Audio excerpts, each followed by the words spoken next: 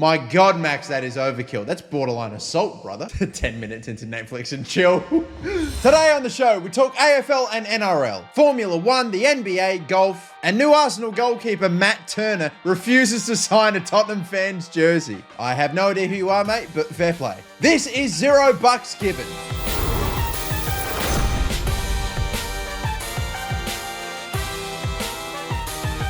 It was an interesting week in the AFL, or should I just call it the Jordan De Goey manhunt week? I'm hearing he's got a trip to Vegas booked before the finals. Your old mate pops off to Bali when the club let him go, which I think is what everyone's forgetting here. And yeah, he gets up to a bit of raucous fun, and now he's lost a $3.2 million contract offer from Collingwood. That's an expensive Bali trip, and they're normally quite cheap. Oh dear, Shai Bolton did a Willy Rioli, showed a bit of the ball before kicking a goal. I love this comment, by the way. How many dinosaurs are going to be saying you can't be doing that? That is the big problem with AFL media, isn't it? There is too many boomers. Is because it's all just ex-players and bloody pundits that are like 50 years old. At least Tony Armstrong's there to give us a bit of hope. I mean, even then, he's in his 30s. I mean, come on, bro. I'm not that far off. I shouldn't talk. We sadly saw one of the more grim injuries I think I've ever seen, like, anywhere. So, shout out to Will Powell. I mean, best of luck with recovery. The legend Bruce McAvaney got also inducted while we're talking about the Logies into the Hall of Fame. So, shout out to probably the best commentator in the history of Australia. Is that too big a shout? I would say so. He's got to be, surely. Tom Hawkins ended up kicking 700 AFL goals, so there you go. And have a look at this legend. Mac, who needs a footy record? Can't tell if he's a fan or just a spotter's role. I'm not sure. Moving over to the NRL, the Bulldogs actually won a game. There you go. So that's what, their fourth of the season? Birdo played well enough to get himself a spot in game 2. And of course, we saw the great reaction from the team. That must have been bittersweet for Addo Carr. I mean, he still can't get into an Origin jersey. Not sure if I agree with best winger in the world, but I mean, he's a shout. And we had even more vision of Origin selections as well, this time for Appy from the Panthers. And can I just say too, by the way, the Canterbury Bulldogs won their 4th game of the season and they made a whole highlight reel about it. My lord, lads, you are milking it. The Cowboys had an amazing comeback as well, which also involved quite a bit of controversy with the bunker. There's a bit of confusion with the captain's call, and my lord Townsend was given the official a spray. Can we just give Todd Payton the Coach of the Year award already? I mean, yeah, fair enough. But definitely file that under tweets you wouldn't have expected to read if it was March. Far out, did Latrell get mauled by a dog on his way to the studio.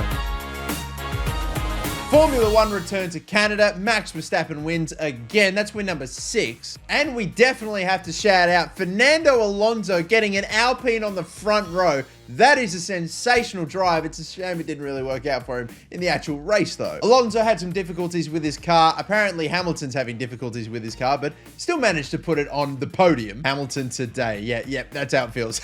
Although, Max did go pretty hard with his champagne. My God, Max, that is overkill. That's borderline assault, brother. 10 minutes into Netflix and chill. Unfortunately, there was a tragic passing in Formula One this weekend. A poor groundhog found its way onto the track. And of all people, it was Nicholas Latifi, a Canadian, that hit the groundhog. That's too sad. Latifi now has more road. Oh, that is not. You are wrong for that, whoever you are. We saw Daniel finishing just outside of the points, unfortunately, but ahead of Lando. So, yay, we take the positives where we can. It still doesn't help him in his points tally. How's this too, by the way? Verstappen clear at the top. Perez is still there. Leclerc, maybe. I don't know. But Hamilton's on 77. Bottas is on 44. That is just, that hits a sweet spot in my soul. I love it.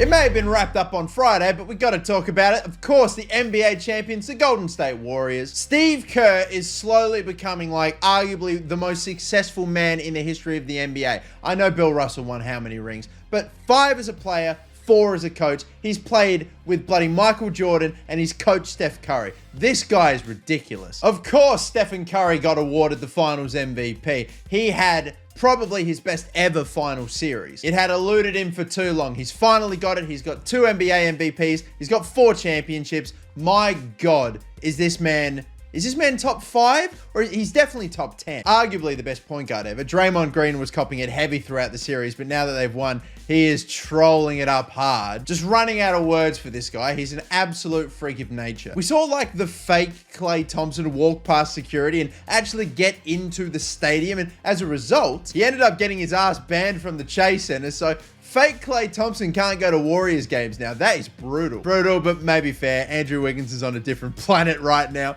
Oh my God, they haven't even had the parade yet. 0-4, call me the Brooklyn Nets.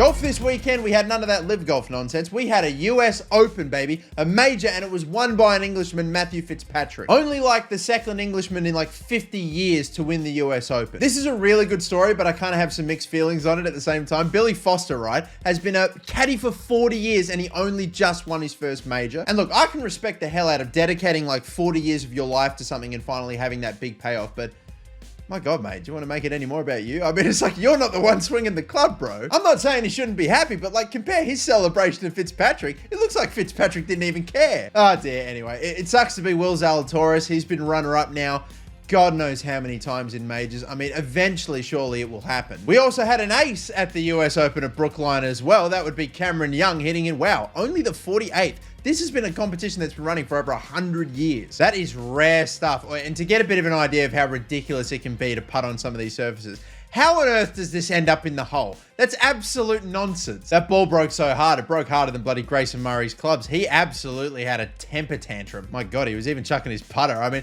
hey, I've definitely done that before. Let me tell you, nothing sucks more than the walk of shame, having to go and get it back. Yeah. I mean, heck, even the absolute greats of the game, like Rory McIlroy, were having a hard time on this Brookline course, man. I'm telling you. Look, I can finally say I play golf like Rory McIlroy. But as always, we will end this episode by crowning a legend of the week. Over on my Twitter, I ask you guys every single week for Legend of the Week. So here's who you had to say this week. Fitzpatrick, hungry for messing up England. Yeah, England lost 4-0 this week at football. That astonishes me. Steph Curry obviously got a nomination, but for me, I'm giving it to the Aussie darts team. Hell yeah, baby. We won the World Cup of Darts. Simon the Wizard Whitlock and Damon Hayter getting it done. We beat Wales and we beat England in the semis, which is also sweet. What a pair of bloody legends for bringing it home, lads. You two can be our Legends of the Week. Very well deserved. Hope you've enjoyed, ladies and gentlemen. We will see you all next weekend. Until then, catch us later and bye-bye.